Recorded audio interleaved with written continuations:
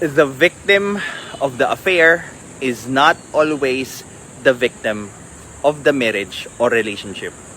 This is Pinoy Extreme, and magbabasa ngayon tayo ng comments doon sa mainit na topic about cheating and infidelity. This is Pinoy Extreme. Let's do this! This is Pinoy Extreme. Sabi niya dito, nyak, kinompare pa sa taong nagnakaw kasi gutom. Did you ever see ang magnanakaw na nahuli pero hindi nakulong? Well, you'll be surprised. No matter what the reason is, it's not valid kasi nga nakulong pa rin yung magnanakaw. Well, you'll also be surprised sa kung gaano karami yung magnanakaw na hindi nakukulong. Di ba? Be it yung mga maliliit na nakatakas lang or naka-get away for it for a meantime, hanggang sa mga government official na hindi nakulong because naitago yung ebidensya. So, tama naman si Nambi, tawag dyan po ay analogy. Yes, ginawa kong analogy yung pulubi na nagnakaw because that's also one of the best example na kahalintulad ng pag-cheat. No, not all really wanted to be in that position, but of course, they have been pushed to. And tama yung Aishtimash dun sa last na part na kung saan hindi porket nagkamali yung tao, hindi mo naiintindihin kung bakit nangyari yung pagkakamali na yun or ano yung meaning na yun para doon sa gumawa ng pagkakamali. Finding out the reason and solving it para hindi na maulit yung issue would be the better choice than automatically hihiwalayan mo yung tao. It's because, again, as per Esther Perel said, hindi mawawala ang cheating or infidelity. Tapos, sabi ni Ning dito, di sana nakipaghiwalay ka sa partner mo kaysa pagsabayin mo sila. Isa lang ibig sabihin ng cheating, uhaw. Yes, I agree. Nasa tama kang path. Uhaw ka sa something and yung pagkauhaw na yun, yung magpupush through sa'yo para gawin yung hindi dapat. Katulad ng kahit sinong creature na nauuhaw. It's going to be for their survival. Kaya nila nagawa yun. Mali ba yung ginawa nila? Oo naman, mali pa rin magnakaw. Pero doon sa isang banda ng coin na yun, andun yung part na maiintindihan mo sila kasi nga uhaw na uhaw sila. Pwedeng mangyari, totoo yung pareho. Mali yung ginawa nila at uhaw na uhaw sila. Sabi niya, for me, cheating is not an option and it will never be. Huwag ka pumasok sa relationship kung hindi mo kaya panindigan at huwag na huwag kang mag-cheat sa kadahilan ng may pagkukulang ang partner mo. Wala namang taong gustong pumasok sa isang long-term relationship tapos gusto nilang maging unfaithful doon sa partner nila.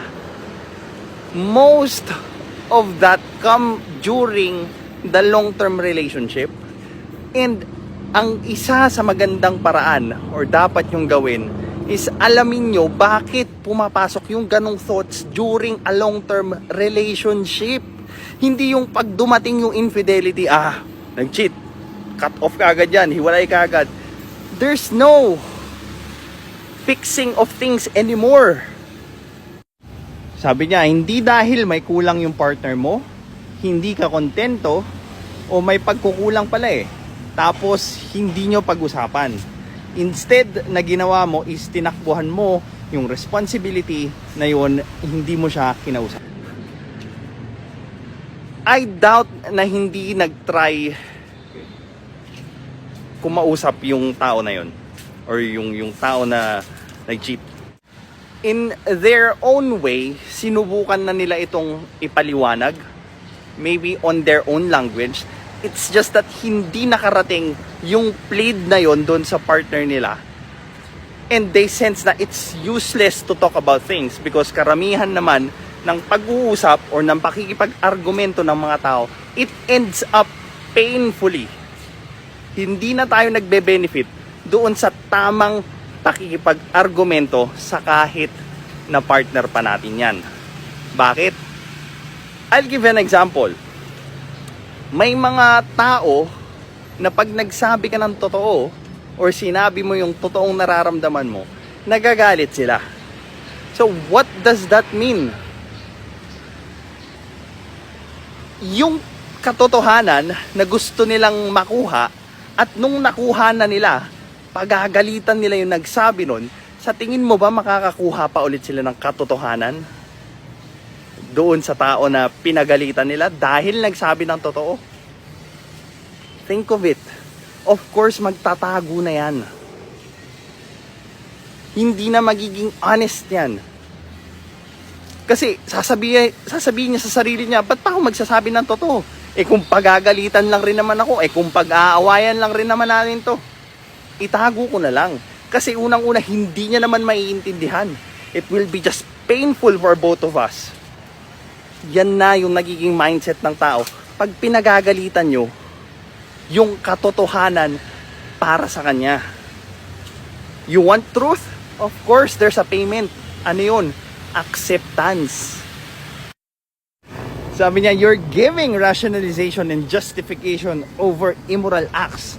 Not all hungry people steals. It is up to their discretion on how they want to approach that situation. Some strives, some works. I agree. Some works, some strives. Pero there still exist people who cannot strive and who cannot work for that moment, and they ended up stealing and committing or going over the line para lang mabigyan nila yung sarili nila nung hinahanap nila para makapag-survive. 'Di ba? Both can be true at the same time. May mga pulubi na nag-strive, lumago, naka-get over, and may mga pulubi na hindi naka-move on doon sa sitwasyon nila and patuloy pa rin yung paggawa nila ng hindi maganda. Same could be said. May mga tao na napag-usapan nila yung relasyon nila and may mga taong hindi na kinaya at hindi na nag-usap and napunta na sa infidelity. So again, both can be true at the same time.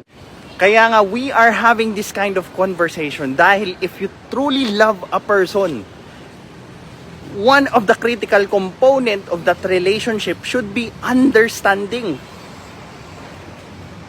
Love is never ideal. Because dapat ready tayong mahalin yung taong pwedeng maging halimaw sa harap natin. Wala na bang meaning ngayon yung marriage vow? For better or worse, in sickness and in health, till death do us part.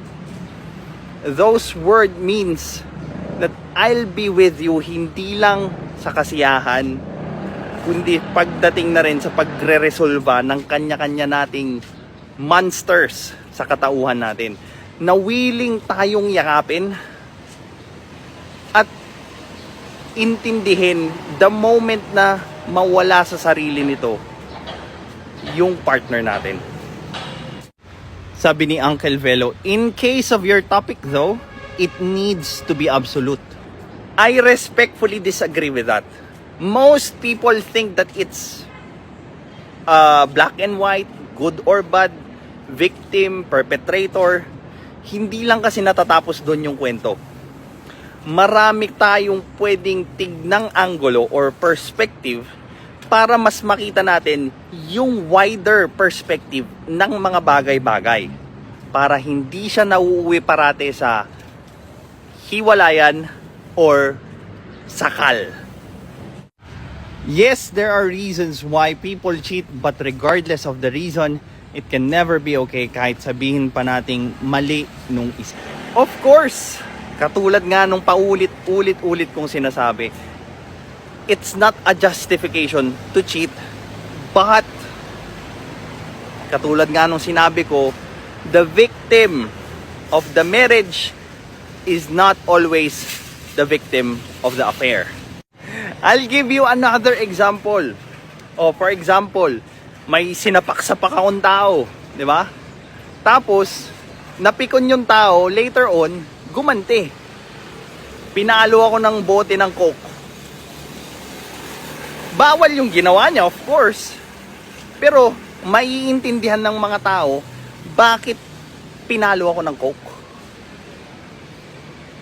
So, dun sa pagkakataon na yun, pwede ba na mangyari na pareho kaming mali doon sa sitwasyon? Now, cheating is depriving your partner of communication. Yes, I so much agree with that. Most of the cheating happens after na hindi na gumana yung pag-uusap ng dalawang tao. Now, bakit nagpe-fail yung communication doon sa dalawang tao or doon sa mag-partner?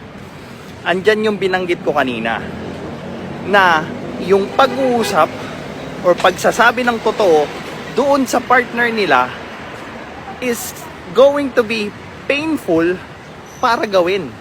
So, again, bakit ka nga naman magsasabi pa ng totoo sa partner mo kung at the end, pagagalitan ka lang niya? Diba?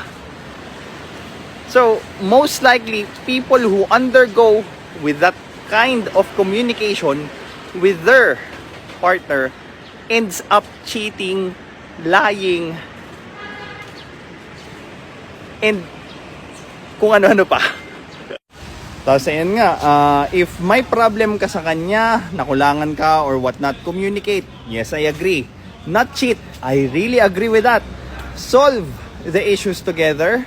Don't take matters into your own hand. Mahirap na hindi i-take yung matters sa sarili nilang kamay, lalo na pag yung pakiramdam na nararamdaman nila on being hopeless doon sa sitwasyon nila would actually result into the drastic measures nung individual na nakukulangan or may hinahanap or may kailangan. Kahit kanino ko gawin yun, tanggalan ko sila ng mga pangangailangan nila, tubig, pagkain, hangin. They would really do drastic measures para makuha nila yun. Bigyan natin ng analogy sa employment. If di ka masaya sa job mo, you don't moonlight sa ibang kumpanya. Either you resign or inform the management of your issues. Pero you don't moonlight. I agree again. But it's more complicated than a company analogy. Dahil unang-una, hindi ka basta-basta makakabitaw doon sa relasyon mo. Lalo na pag meron kayong mga anak or yung matatagal na kayo. Hindi siya katulad ng mga 2 years, 9 months, na sobrang daling bitawan dahil wala pa naman kayong na-invest na oras sa isa't isa. Well, bakit nga ba hindi na lang maghiwalay katulad ng karamihan na sinasuggest nila? Napakadali, di ba? Genius idea. Well, it's because people in that situation clearly know na hindi ka basta-basta makakapaghiwalay doon sa ganong klaseng sitwasyon because of the factors like family and yung pinagsamahan ninyo. And because hindi naman talaga kasama sa original plan mo yung mag-cheat, of course, hindi mo tinake in account yung ganyang sitwasyon. Kaya mahirap para sa tao na nandun sa sitwasyon na makipaghiwalay. Sa employment, pag nag-resign ka, usually pwede kang mag-resign nang walang masasaktan. Lahat, friends kayo nung katrabaho mo, yung supervisor mo, so on and so forth.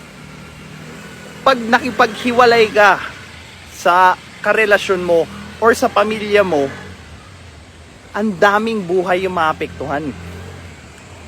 Kamag-anak mo, mga anak mo, ang isa sa pinaka matatamaan sa ganyang klaseng desisyon. And pag pumasok na yung dalawang yun, do you still honestly could say na madali lang makipaghiwalay?